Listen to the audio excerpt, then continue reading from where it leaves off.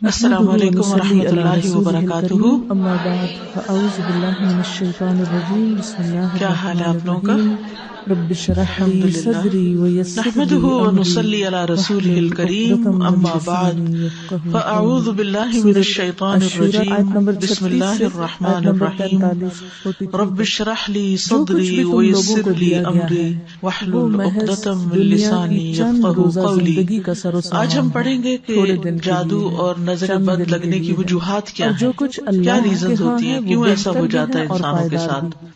سب سے پہلی بات یہ کہ انسان کو یہ جان لینا چاہیے کہ جو کچھ بھی ہوتا ہے وہ اللہ کے اذن سے ہوتا ہے، اللہ کے حکم سے ہوتا ہے. لیکن وہ ہے سورۃ تغابن میں اللہ تعالیٰ فرماتے ہیں ما اصاب من مصیبت الا باذن اللہ ومن یؤمن باللہ یہد قلبہ جو بڑے بڑے گناہوں اور بے حیائی کے کاموں سے پرہیز کرتے ہیں. جو مصیبت بھی آتی ہے وہ اللہ کے اذن سے ہی آتی ہے، سے خاص طور پر اور جو شخص اللہ پر ایمان لائے تو اللہ اس کے دل کو ہدایت بخشتا ہے رب کا حکم اور ہر چیز کو جاننے والا ہے. یعنی جب ایسی کوئی تکلیف پہنچے تو انسان سوچے کہ یہ اللہ کے اذن سے آئی ہے، اس کے پیچھے اللہ کی کوئی حکمت ہے، کوئی مصلحت ہے، کوئی مقصد ہے، اور اگر آئی ہے تو اس کو دور کرنے والا بھی اللہ ہی ہے. معاف کر دے اور من یؤمن باللہ یہد قلبہ، اس کے بارے میں عبداللہ بن مسعود نے کہا کہ یہ وہ شخص ہے کہ اگر اس پر کوئی مصیبت آ پڑے تو وہ اس پر بھی راضی رہتا ہے، مصیبت آنے پر بھی راضی رہتا ہے، بلکہ سمجھتا ہے کہ یہ اللہ ہی کی طرف سے ہے. ایسے تو یہ بات یاد رہے کہ ہر بیماری، تکلیف صبر سے تقدیر کا حصہ ہے. یعنی اللہ سبحانہ وتعالیٰ نے بندوں کو پیدا کیا اور ان کی تقدیر بھی بنائی. تو اسی لیے مومن کیا کہتا ہے، قل لن یصیبنا الا ما کتب اللہ لنا هو مولانا، کہ ہمیں ہرگز نہیں پہنچا مگر وہی جو اللہ نے ہمارے لیے لکھ دیا تھا، وہی ہمارا مولا ہے. یعنی اس کو ٹھیک بھی وہی کرے گا، اس تکلیف کو دور بھی وہی کرے گا. پھر اسی طرح اللہ کا اذن کیوں ہوتا ہے، اس کی وجوہات کیا ہوتی ہیں، وہ تو اللہ ہی بہتر جانتا ہے. لیکن جو وجوہات ہمیں قرآن و سنت سے پتہ چلتی ہیں ان میں سے ایک وجہ یہ ہے کہ جب انسان اپنے اذکار میں، تلاوت میں، دعاؤں میں، تعوذات میں کمی کرتا ہے تو شیطان کو اٹیک کا موقع مل جاتا ہے. جیسے سمپل سا فارمولا ہے، آپ کو سردی کیوں لگ جاتی ہے؟ کیونکہ آپ نے پراپر کلوتھنگ نہیں کی ہوتی، آپ نے پراپر اپنے آپ کو ڈریس اپ نہیں کیا ہوتا، تو وہ پھر آپ کے اوپر اٹیک ہو جاتا ہے. اسی طرح بہت ساری چیزیں جو اسباب کی ہے، دنیا اسباب کی ہے، تو وہ اسباب کیا ہے کہ جس کی وجہ سے کوئی مسئلہ پیش آ جاتا ہے. ہم سب جانتے ہیں کہ اللہ سبحانہ وتعالیٰ نے جتنی چیزیں دنیا میں بنائی ہیں ان سب کا کوئی نہ کوئی افیکٹ بھی ہے، ان کے اندر اثرات بھی ڈالے، تو وہ مخصوص اثرات ہوتے ہیں جو انسان کے اوپر عامل ہوتے ہیں. ابن القیم کہتے ہیں کہ نظر بد ایک قسم کے تیر ہوتے ہیں ہمارے پاس جو محسود کی طرف حاسد اور عین یعنی نظر لگانے والے کے نفس سے نکلتے ہیں. کبھی تو وہ ان کا نشانہ بن جاتا ہے، کبھی وہ خطا ہو جاتے ہیں، یعنی تیر ادھر ادھر ہو جاتے ہیں، اس بندے کو نہیں لگتا. پھر اگر یہ تیر اس کو ننگا پاتے ہیں تو اس پر کوئی بچاؤ کا سامان نہیں، یعنی اگر عبادات وغیرہ کی زرہ اس نے نہیں پہنی ہوئی تو اس پہ لگ جاتے ہیں. اور یہ کہ وہ صبح شام کے اذکار کی حفاظت کرنے والا نہیں. تو جو شخص صبح شام کے اذکار کی حفاظت کرے وہ اللہ کی پروٹیکشن میں ہوتا ہے، اور اس نے اپنے اوپر حفاظت کا لباس پہنا ہوا ہوتا ہے کہ کوئی تیر آئے بھی تو وہ بسم ہو جاتے ہیں، ختم ہو جاتے ہیں، اس کو نقصان نہیں دیتے. اسی طرح ایک اور وجہ یہ ہے کہ کوئی بھی مصیبت انسان پر امتحان اور آزمائش کے لیے آتی ہے، انسان کو دیکھنے کے لیے کہ وہ کرتا کیا ہے. اور پھر جادو اور نظر بد کی علامات کیا ہے، کہاں سے پتا چلے گا کہ یہ جادو ہے یا نظر بد ہے. تو قرآن سنت کی روشنی میں ہم دیکھتے ہیں کہ مریض کے اوپر کس قسم کے اثرات ہوتے ہیں اور کیا علامات ہوتی ہیں. سب سے پہلا خیال کیا ہوتا ہے؟ مثلاً جب انسان پر جادو ہوتا ہے یا اس کو نظر لگتی ہے تو وہ دیوانوں جیسی حرکتیں کرنے لگتا ہے. اچانک اس کے مزاج میں تبدیلی آ جاتی ہے. کسی طرح یعنی ایک اچھا بلا چنگا بلا انسان بلا مانس گالی گلوچ سب کو نکال دینا ہے، پھر دیوانگی ہے، صاف کرتے ہیں، چیزیں نکالتے ہیں، ابو ذر رضی اللہ عنہ نبی صلی اللہ علیہ وسلم سے روایت کرتے ہیں کہ بے شک نظر بد آدمی کو اللہ کے حکم سے دیوانہ کر دیتی، سارے کا سارا ایز اٹ از جس میں پاگل پن کے سے دوڑے پڑنے لگتا ہے، مثلا چیخو پکار کرنے لگتا ہے، یا اور اسی طرح کے کچھ حرکات اس سے سر درد ہونے لگتی ہے جو عام نارمل حالات میں نہیں ہوا کرتی، اور پھر ویسے وہ انسان بالکل صحیح بہیو کرتا ہے. آپ نے دیکھا ہوگا کہ بعض لوگ اچھے بھلے بہت بااخلاق باحیا بہت اچھی شخصیت کے مالک ہوتے ہیں، یکایک ان کے اندر ایسی کیفیات پیدا ہو جاتی ہیں کہ جو ان کی ساری عقل چھین لیتی ہے. پھر اسی طرح شدید بیماری کا اچانک شکار ہو جانا. آپ کو پتا ہے کئی لوگ عبداللہ بن عامر کہتے ہیں کہ عامر بن ربیعہ اور سہل بن حنیف دونوں غسل کرنے کے ارادے سے نکلے. وہ کوئی اوٹ تلاش کر رہے تھے کہ نہا سکے، اور پھر ان کو سہل نے اپنے اوپر سے اون کا جبہ اتارا. تو اگر آپ عامر کہتے ہیں جب میں نے اسے دیکھا تو اسے میری نظر لگ گئی، سے ڈال دی وہ پانی میں اتر کر نہانے لگ گیا. میں نے پانی میں اس کے بڑبڑانے کی آواز سنی تو میں اس کے پاس آیا، اسے 3 دفعہ آواز دی لیکن اس نے جواب نہیں دیا. پھر میں نبی صلی اللہ علیہ وسلم کے پاس آیا اور آپ صلی اللہ علیہ وسلم کو ساری بات بتائی. اللہ کے پاس بھیج اس پر آپ صلی اللہ علیہ وسلم تشریف لائے اور پانی میں داخل ہو گئے. گویا کہ میں اب بھی آپ کی پنڈلیوں کی سفیدی دیکھ رہا ہوں.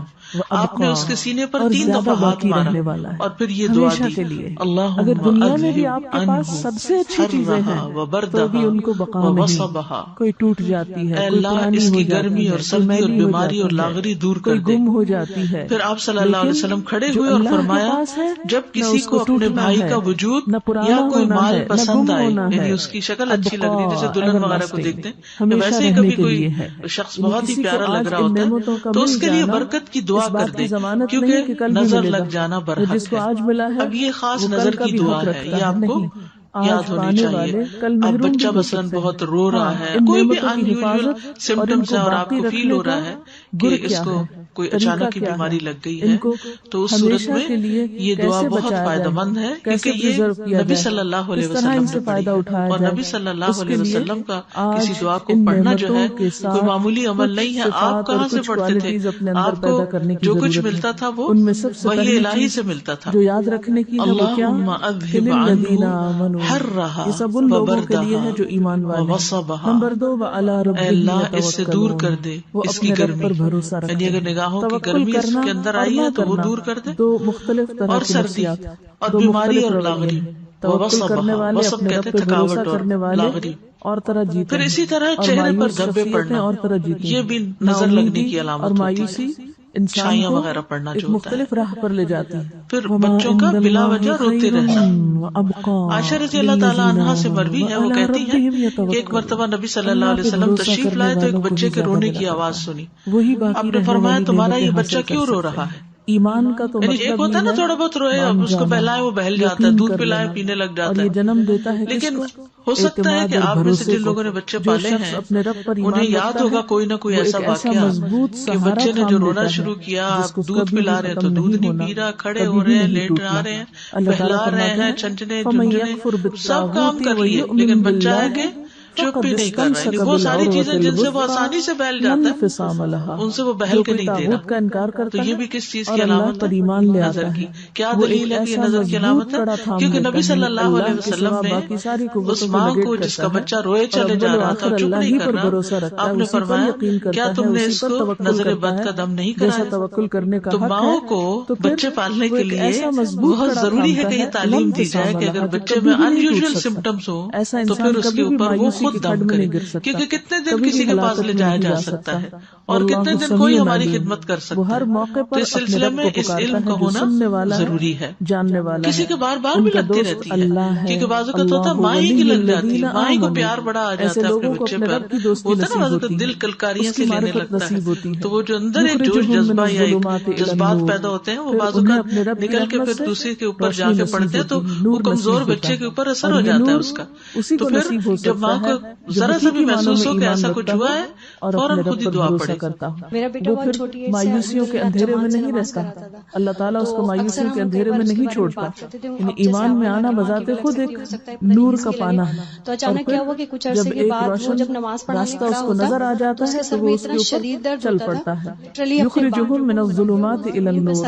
اس کے برعکس والذین کفروا اولیاءهم الطاغوت یخرجونہم من النور الی الظلمات اولئک اصحاب النار. انہوں نے سارے ٹیسٹ کیے، سب کچھ کروا لیا، MRI بھی کروایا اس کا، کسی بھی چیز میں کچھ بھی نہیں آیا. اس کے بعد الحمدللہ میں اس کو حفظ عظیم اور باقی نظر کی دعائیں ہمیشہ کرتی تھی. تو الحمدللہ انہی سے ٹھیک ہوا اور رپورٹس میں کچھ بھی نہیں آیا. پھر اس کے بعد کچھ عرصے بعد پھر ہوا اس کو، تو پھر اس کے پیٹ میں درد ہونا شروع ہو گیا اور بہت تیز درد ہوتا تھا. تو 2-3 بار اس کے ساتھ ایسا ہوا اور بہت ہی سیویئر اٹیک ہوتا تھا ان ساری چیزوں پر. پر الحمدللہ جب بھی ہوا تو الحمدللہ میں نے صرف اس کو قرآن سے اور رقیہ سے کیا. جو لوگ الحمدللہ وہ بالکل ٹھیک رکھتے ہیں اور اپنے رب پر توکل کرتے ہیں اور اسی طرح بچے کمزور ہو جاتے ہیں، سوکھے کا مرض آپ نے سنا ہوگا، سب کچھ کھاتے پیتے ہیں لیکن ان کی جان نہیں بنتی، کمزور ہوتے ہیں. اس طرح شکار نہیں آپ صلی اللہ علیہ وسلم نے اسماء بنت امیس رضی اللہ عنہا سے کہا کیا بات ہے کہ میں اپنے بھائی یعنی جعفر بن ابی طالب کے بیٹوں کے جسموں کو دبلا دیکھ رہا ہوں، کیا انہیں فقر و فاقہ رہتا ہے، انہیں کھاتے پیتے کچھ نہیں؟ انہوں نے عرض کیا نہیں، بلکہ انہیں نظر بد بہت جلد لگ جاتی ہے.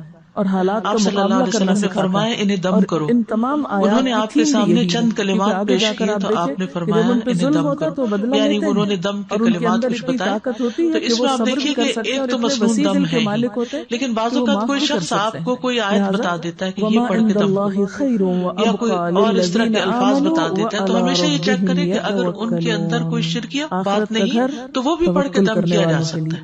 ایز لانگ ایز اللہ سبحانہ وتعالیٰ کو پکارا جا رہا ہے، اللہ کا ذکر کیا جا رہا ہے جو شخص اور اس میں کوئی اس طرح کی چیز نہیں تو کوئی حرج کی بات نہیں. تعمیری مفید اور اسی طرح اوپر سے گر جانا، پھسلنا، یعنی اچانک ہی کوئی گر گیا، کہتے ٹرپ کر گیا یا کسی اونچائی سے گر گیا. رسول اللہ صلی اللہ علیہ وسلم نے فرمایا بے شک نظر بد آدمی کو اللہ کے حکم سے دیوانہ کر دیتی ہے، حتیٰ کہ بعض اوقات ایسا ہوتا ہے کہ وہ اونچی جگہ پر چڑھتا ہے اور پھر وہاں سے گر پڑتا ہے. یہ آگے بڑھنا ابن عباس رضی اللہ عنہ سے مروی ہے کہ نبی صلی اللہ علیہ وسلم نے فرمایا نظر کا لگ جانا برحق ہے اور یہ اوپر چڑھنے والے کو پسلا دیتی ہے. اسی طرح دیگر جسمانی علامات کیا کیا ہو سکتی ہیں؟ مثلا بغیر کسی وجہ کے مزاج میں تبدیلی آ جانا. آپ ہر روز صبح آرام سے اٹھتے تھے، اپنے کام کاج میں لگ جاتے تھے، اپنی روٹین تھی، دن بھر کا ایک اسکیڈول تھا، لیکن آپ کے مزاج میں ایسی تبدیلی آ جاتی کہ کچھ کر ہی نہیں پاتے. معاملات کی بات اب تو بغیر اسباب کے مزاج میں تبدیلی آنے کی کچھ علامتیں ہیں. اگر وہ آپ کے اندر ہیں تو ان سے بھی ہوشیار رہیے. مثلا سستی، گھبراہٹ، خاموشی اور تنہائی کی عادت، لوگوں کو نہ فیس کر سکنا، حاصل کرنا، کسی سے مل نہیں سکتے، پھر وہ ان کی نظر میں اچھا بننے کے لیے پیپل فوبیا، کوئی بھی سامنے آ جائے تو گھبراہٹ شروع ہو جائے کہ کب میری جان اس سے چھوٹے اور میں اپنے کمفرٹ زون کے اندر جا کے اپنی دنیا میں خوش رہوں. پھر ذہنی انتشار، یعنی کسی چیز پہ ذہن کا فوکس نہ ہونا. یعنی آپ پڑھنے بیٹھے ہیں تو آپ لائنیں ادھر کی ادھر ہو جاتی ہیں، کچھ سمجھ ہی نہیں آتی کہ کیا پڑھا کیا نہیں پڑھا. بے چینی کی کیفیت، لیکن جگہ بدلتے ہی افاق کا ہونا. مزاج میں حد سے زیادہ چڑچڑاپن، چھوٹی چھوٹی بات پر ناراض ہو جانا، موڈ آف کر لینا، کسی کام میں دل نہ لگنا، کہیں ٹکنا ہی نہ. ایک کام ایک دن کیا پھر وہ چھوڑ دیا، پھر وہ شروع کیا پھر وہ چھوڑ دیا. نماز روزہ اور دیگر عبادات سے دل اکتا جانا. کئی دفعہ کہتی ہیں نا مائیں بچہ اتنی اچھی خود ہی سے نماز پڑھ لیتا تھا، پتہ نہیں کیا ہوا یہ کہ آپ نے کسی سے کہا ہوگا میرا بچہ تو خود ہی پڑھ لیتا ہے نماز، اور وہی سے کام خراب. سر کا دکھنا اور بغیر سبب کے اچانک جسم گرم ہو جانا، حرارت بڑھ جانا، اور وہ لوگ جو دونوں یا کسی ایک کندھے میں درد ہونا جیسے کہ کوئی انگارہ ہو، یعنی ایک جگہ خاص طور پر جیسے کوئی ہیٹ نکل رہی ہو وہاں سے، بیک نیچے کے حصے میں درد ہونا، یعنی جسم کے اچانک جو بیک بون ہے باقی رہنے والی چیزوں کے مالکوں کی صفات بالوں کا اچانک گرنا شروع ہو جانا. یعنی ایک تو ہوتا ہے نا کہ کسی بیماری کے بعد گرتے ہیں یا تھوڑے بہت تو ہر ایک کے گرتے ہیں، روز تو گرتے ہی ہیں، لیکن بعض اوقات ایسا بھی ہوتا ہے کہ جو گرنا شروع ہوتے ہیں تو وہ تھمنے کا نام نہیں لیتے. وزن کا اچانک کم ہو جانا، یعنی کھا پی رہے سب کچھ ٹھیک جا رہا ہے، کھانے کی خواہش کا ختم ہو جانا، بھوک نہ لگنا. فضا میں خنکی بھی ہو تو جسم کی حرارت بڑھ جانی ہے. باہر ٹھنڈا ہے لیکن جسم گرم ہوئے چلا جا رہا ہے, اور اسی طرح باہر گرمی ہے اور جسم ٹھنڈا ہی ہوا چلے جا رہا ہے. چیز کو ذہن میں رکھنے, حفظ کرنے اور سمجھنے کی قدرت نہ ہونا, یعنی حفظ ہوتا ہی نہیں, کر کے پھر وہیں کا وہیں کھڑے گزر کر جاتے ہیں. کثرت سے پسینے آنا اور ان کی بو تبدیل ہو جانا. یعنی ایک تو ہر انسان کی کے بارے میں اسمیل ہوتی ہے, لیکن ایک وہ بہت اسٹرانگ قسم کی شروع ہو گئی نہیں لیا.